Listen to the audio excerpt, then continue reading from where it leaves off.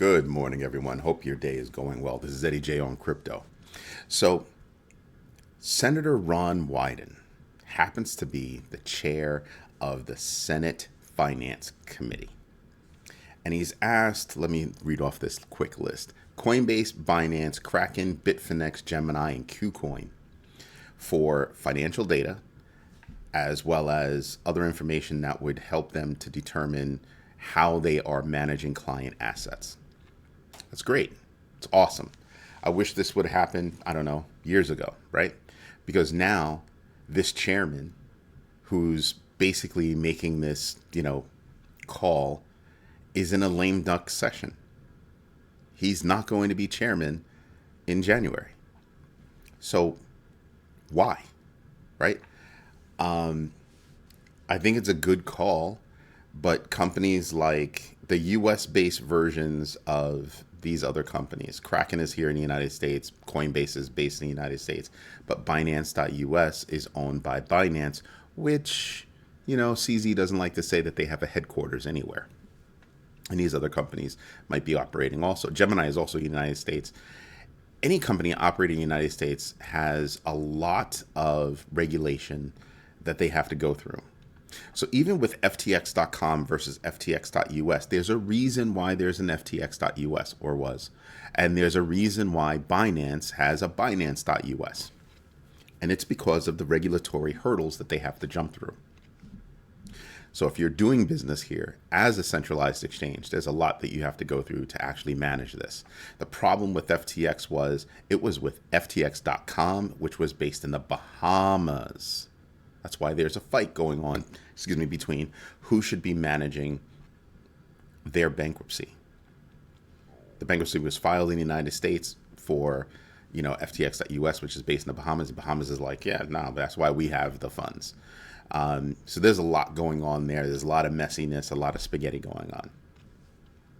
Then I had a conversation with somebody, and they asked me, what do you think about the future of centralized exchanges? And I said their days are numbered. Their demise is going to happen no time soon. However, I think their days are numbered, and here's why. You have traditional financial institutions getting into the space, and this is why, right? Because you have companies like Fidelity who just launched their Bitcoin and Ethereum exchange. You have JP Morgan that seemingly is about to launch their own wallet. You can imagine that they probably have their own exchange behind that as well.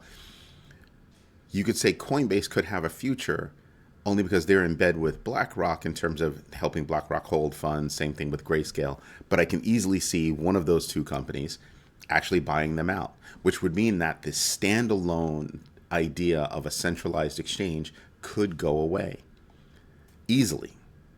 If Fidelity expands its exchange, let's suppose they were successful and they expand their exchange to include other coins, why would I need anything else? If Fidelity is where I'm handling my 401k or my retirement plans or any kind of investment vehicles, why would I need another exchange? Is what most people are going to think. And they'll be like, well, I can do the same thing over here that I can do at Coinbase, so I'm going to do it over here since the rest of my money is over here. Why not keep it centralized? Fully. Then you have DEXs, decentralized exchanges, that are also going to take up the space. So I'm not expecting a long life expectancy for any one of those standalone exchanges, including Binance. And Binance is huge, but Binance is also making moves so that because they know, CZ knows, hey, listen, centralized exchanges aren't going to have a forever lifespan. We've got to diversify, and that's what they're doing. Even FTX, before their collapse, they were trying to diversify what their revenue streams were going to be. And it's a very big deal. A very big deal. I mean, even CZ is making moves that, you don't have, charges for, investing in Bitcoin. So there are big deals around that. The next batter up is Genesis is a mess, and there could be fallout from whatever happens with Genesis. And it was quickly tied to Gemini, the US-based exchange. And the reason why is because Genesis handles the earn program, the staking program for Gemini. Well, Gemini said, you know what? Everybody's asking questions. We have $4.6 billion in crypto assets backing Gemini, and we have $601 million at the treasury stored in different banks with FDIC protections that's backing our GUSD, their stablecoin.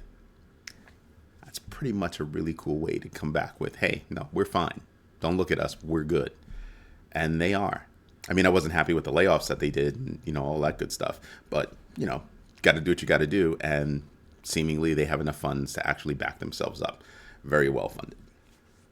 Possibly better than KuCoin and OKX. So, and who would have thought? Who would have thought? Something that has me scratching my head is Jack Dorsey. Buddy Boy just thinks he wants to take over the world.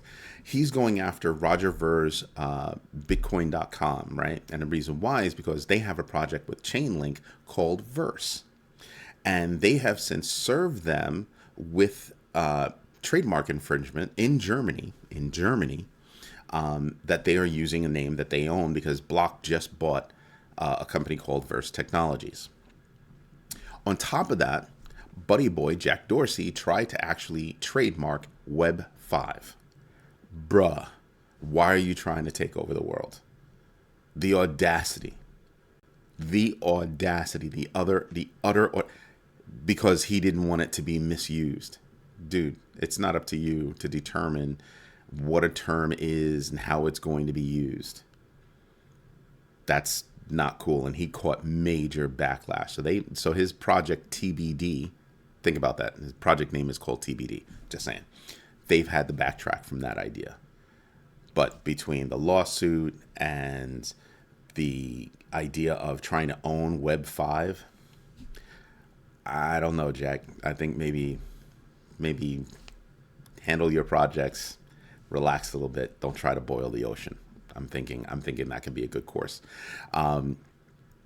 In really big news, and this is probably why you saw a nice little, and I will say little bump for Bitcoin, is because, way back, I think it was March 28th, I told you guys about how Rio de Janeiro was making Bitcoin legal tender. Well, guess what? Now they're one step away from making Bitcoin legal tender in all of Brazil. They only need a signature from the executive branch. That would mean the whole country, millions of people would have, and businesses would have 180 days to comply with the new law, once it becomes a new law, and that is expected, to comply before the law gets enforced. That's crazy. That's crazy. Crazy good in my book. Meanwhile, you have the EU, or the European Central Bank. What's this guy's name? Let me get you this guy's name. I hope I don't butcher it. His name is, bear with me. I can't find it. I thought I had this guy's name handy, and I can't find his name. Anyway, he's the director, one of the directors of the European Central Bank, and he basically said, this is what's cracking me up. He basically said that Bitcoin should not be legitimized. Literally, he said legitimized. And I sat there and I was like, wow, you actually used the word legitimized. Bitcoin's doing better than a lot of different stocks that are out there that are legitimized. So while you have somebody, a country like Brazil saying we're going to get in and we're going to get in big, the EU's still trying to stick their head in the sand. And I just don't understand that. I just really don't understand that. Now, Kraken, remember yesterday I reported that Kraken had actually found, paid $362,000, well, because of sanctions. Not all of them, but a lot of the exchanges, centralized exchanges, are probably going to have to go through the same thing. Difference is Kraken had not violated anything in the past 5 years, and they found the violations themselves and reported the violations themselves. Do your own research. I'm going to end every day from now on with do your own research, and you will find things like this that will tell you about what could be coming in the future. Anyway, we should get to the numbers, because the numbers are actually pretty interesting. At least from my perspective, I think they're interesting. Let me. So obviously you have Chairman Powell that's going to go speaking today. It's not an official meeting or anything like that, but whenever he opens up his mouth, people are going to dissect whatever the sitting Fed chair has to say. So everybody will be, on bated breath to listen to what he's got going on. The next one, here's something interesting. Look at that fear and greed index, 29, from 28 to 26, now up to 29. We're still in fear, or feeling is we're still in fear, but that fear seems to be abating by a bit. Looking at Bitcoin, like I said, Bitcoin had popped up. If you look right here where you see the crosshairs, you see it bumped up a bit and then started moving sideways again. It bumped up a bit.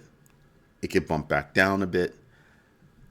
I'm really not going to care until I can see that there is real life, that it's going to achieve its next breakpoint, which to me, everybody else is saying it's 17,000. I'm saying it's 17.6. Right there, because that was its previous low. Everybody's saying it's now 17,000, but again, I'm looking at it as its previous low is that breakpoint. If it can get through that point, I think that's when you'll see real upward momentum. Okay, so that's what I'm looking at. If I'm looking across the board, you can see, Bitcoin is back down to to 16.8. Again, we're going to be moving sideways for a while. Don't expect anything else until we have really good information. I think right now everything's on pause until you hear Powell speak, and then you'll see how the stock market and the cryptoverse respond to what Powell has to say. I will make note, Ethereum is at 1261. Now, people might say that's crazy. Why are you looking at Ethereum in that way? It's because if you go back a few months, you can see what the correlation was between Bitcoin and Ethereum, where they were moving like this. And then Ethereum went like that, and that established a new correlation. I think that's happening again right now. So that's what I'm paying attention to.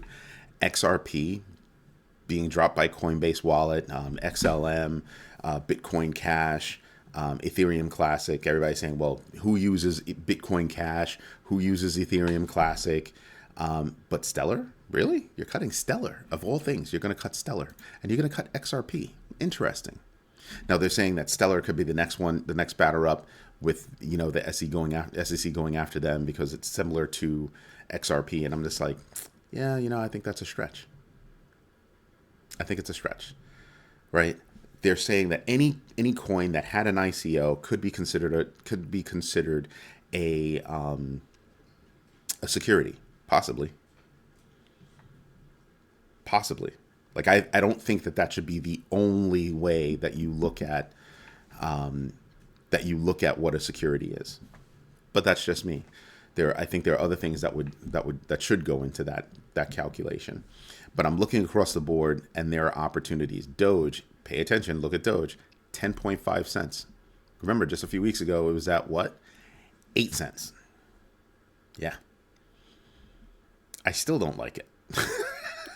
People are going to wonder. People are still asking me, why are you so against Doge? I'm not against Doge. I just don't believe in it right now, because if its only claim to fame is what it might do over at Twitter, then talk to me when it becomes solid. Talk to me when that is no longer hearsay but fact. That's when I will care again about Doge. We'll see. We will see. But until then, I'm expecting not just Doge, but the whole market to kind of move sideways. So not everything, but a lot of things are up right now. I think you'll see things be down again. So you kind of take it and you do your research to see where you can buy in. Now, people are saying, well, it's up. I don't think I should buy in right now. Let me show you something else. This will be interesting to you. It's not. So today, normally I use this chart to talk to you about, the winners and losers. And we can update the chart so you can actually see the top 25 losers, top 25 winners. But that's not what we're here. That's what we're here for right now. What we're here for right now is for me to show you.